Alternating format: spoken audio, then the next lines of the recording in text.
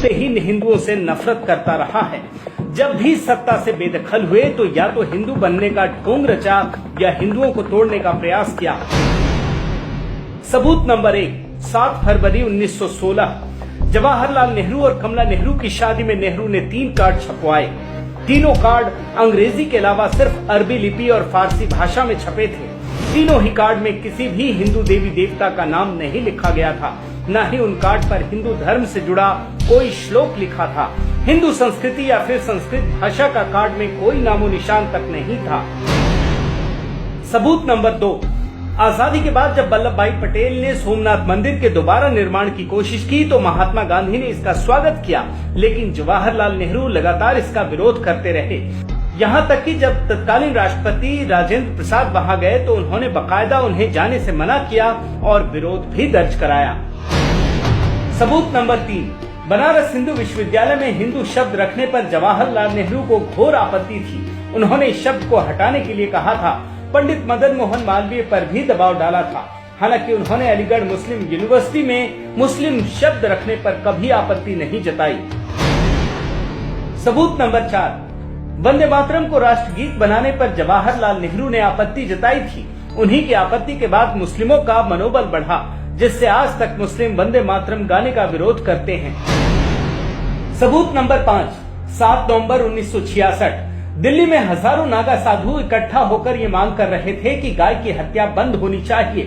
इंदिरा गांधी किसी भी कीमत पर गौ हत्या बंद करने के मूड में नहीं थी। फिर क्या था, दिल्ली में ही इंदिरा गांधी ने जालियांवाला कांड दोहराया और जनरल डायर की तरह हजारों नागा साधुओं के ऊपर गोलियां चलवा दी। इस गोलीबारी में 6 साधु की मौत हो गई थी। यही नहीं, उस समय गौ भक्त माने जाने वाले गुलजारी लाल नंदा को इंदिरा ने गृह मंत्री पद से हटा दिया। इस घटना के बाद इंदिरा गांधी कई राज्यों में चुनाव हार गई थी। सबूत नंबर 6, 26 फरवरी 1968 हिंदू साधुओं पर गोली चलाने से चुनाव हार चुकी इंदिरा गांधी ने राजीव गांधी की शादी में हिंदी में कार्ड तो छपवाया, लेकिन कार्ड में कहीं भी हिंदू देवी देवता के नाम से परहेज किया। इसमें भगवान गणेश का भी नाम नहीं था। सबूत नंबर 7, नेहरू गांधी परिवार ने कभी कोई हिंदू त्योहार पारंपरिक रूप में नहीं मनाया। जिस प्रकार रमजान में यह परिवार हर साल इफ्तार पार्टी का आयोजन करता है, वैसा आयोजन आज तक कभी नवरात्रि में उनके घर पर नहीं हुआ। कभी कन्याओं को भोजन नहीं कराया गया, कभी किसी ने दीपावली में दिए जलाते नहीं देखा। सबूत नंबर 8, राहुल गांधी की उम्र 48 साल जबकि प्रियंका गांधी की 46 साल। कभी राहुल को प्रियंका गांधी से किसी ने राखी बंधवाते नहीं देखा, जबकि हिंदुओं में भाई बहन का रिश्ता बहुत ही पवित्र माना जाता है। कोई भी हिंदू परिवार रक्षाबंधन से परहेज नहीं करता। सबूत नंबर 9, राहुल गांधी सिर्फ मोदी को हराने के लिए हिंदू बने हैं, वरना पूरे नेहरू परिवार का कभी भी हिंदू धर्म से नाता नहीं रहा है। यहाँ तक कि हिंदू पर्व त्योहारों में बधाई देना भी अपमान माना जाता है।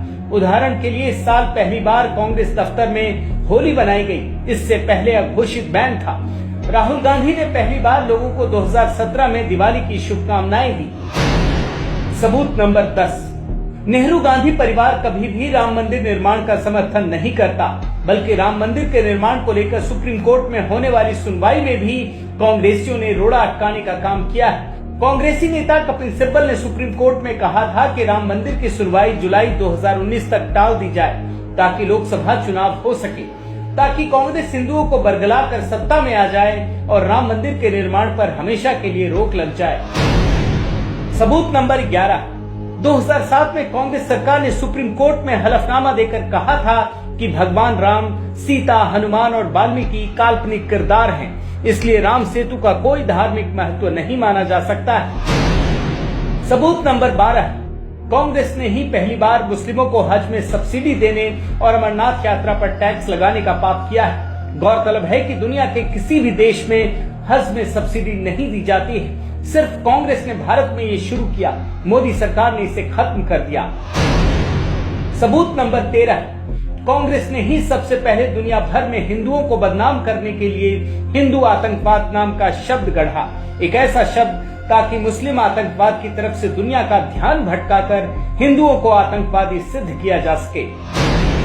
सबूत नंबर 14, कांग्रेस अध्यक्ष राहुल गांधी ने एक बयान के जरिए देश की बहुसंख्यक आबादी को चौंका दिया जब उन्होंने कहा कि मंदिर जाने वाले लोग लड़कियों को छेड़ते हैं। हिंदू धर्म में मंदिर जाने वाले लोग लफंगे होते हैं।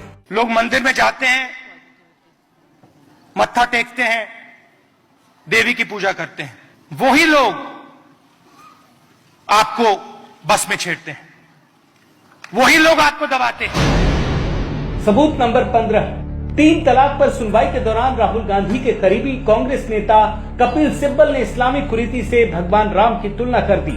उन्होंने ये तुलना जानबूझकर की थी। सबूत नंबर 16, राहुल गांधी ने विदेश जाकर ये फैलाने की कोशिश की कि लश्कर से भी ज्यादा कट्टर आतंकी हिंदू होते हैं, जबकि आज तक कभी ये सामने नहीं आया कि कोई हिंदू आतंकी बना हो। सबूत नंबर 17, राहुल गांधी ने जर्मनी जाकर फिर से हिंदू धर्म को बदनाम करने का प्रयास किया। राहुल ने कहा कि भारत में महिलाओं के खिलाफ जो अत्याचार होते हैं उसकी वजह भारतीय संस्कृति है।